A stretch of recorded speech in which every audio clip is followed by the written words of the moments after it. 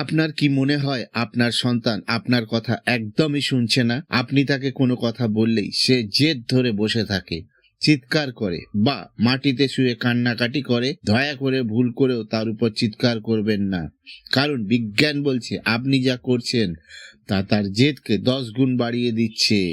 আজকের ভিডিওতে আমি আপনাদের এমন 5টি বৈজ্ঞানিক ট্রিক্স শেখাবো যা প্রয়োগ করলে যে কোনো জেদি সন্তান শান্ত হতে বাধ্য। বিশেষ করে 5 নম্বর পয়েন্টটি আপনার চিন্তাধারাকে চিরতরে বদলে দেবে। পদ্ধতি 1, কানেক্ট বিফোর ডিরেক্ট। বাচ্চা যখন জেদ করে তখন তার মস্তিষ্ক যুদ্ধের মুডে থাকে। এই সময় আপনি দূরে দাঁড়িয়ে ধমক দিলে সে আরো বেশি রেগে যায়।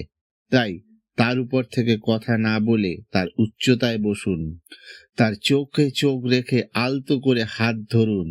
যখন সে অনুভব করবে আপনি তাকে বুঝতে পারছেন, তখনই তার জেদ অর্ধেক কমে যাবে।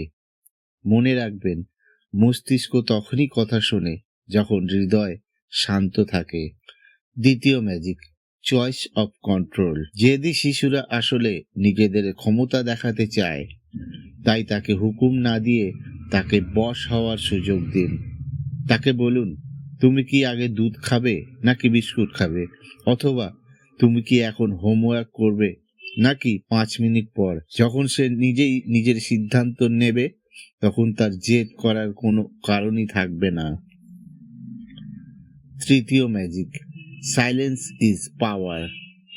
সন্তান যখন চিৎকার করবে আপনি তখন পাথরের মতো শান্ত হয়ে যান।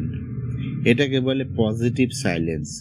আপনার এই শান্ত থাকাটা তাকে কনফিউজ করে দেবে, কারণ সে আপনার চিৎকারের জবাবে আরো চিৎকার করার জন্য তৈরি ছিল।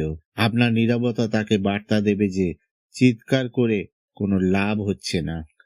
চতুর্থ ম্যাজিক, নেতিবাচক শব্দ বর্জন। আমরা সবসময় বলি, এটা করো না, ওটা করো না, ওটা ধরো না। বাচ্চার মস্তিষ্ক এই না শুনতে শুনতে ক্লান্ত। তাই নেতিবাচক শব্দের বদলে ইতিবাচক বাক্য ব্যবহার করুন। ঘর নোংরা করো না না বলে বলুন, চলো ঘরটা পরিষ্কার রাখি। দেখবেন সে আপনার কথা শুনতে অনেক বেশি আগ্রহী হয়ে উঠছে। পঞ্চম ও সেরা ম্যাজিক, হল্ট রহস্য।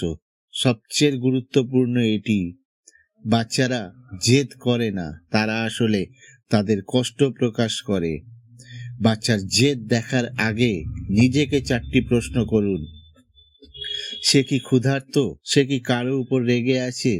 সে কি একা বোধ করছে, নাকি সে ক্লান্ত?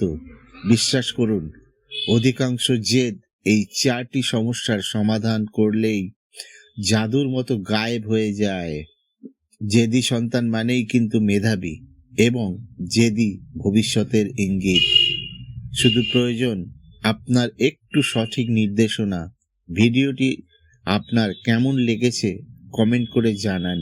আর আপনার পরিচিত কোনো বাবা মায়ের এই সমস্যা থাকলে তাদের সাথে শেয়ার করতেও ভুলবেন না। দেখা হবে পরবর্তী ভিডিওতে। ধন্যবাদ, ভালো থাকবেন।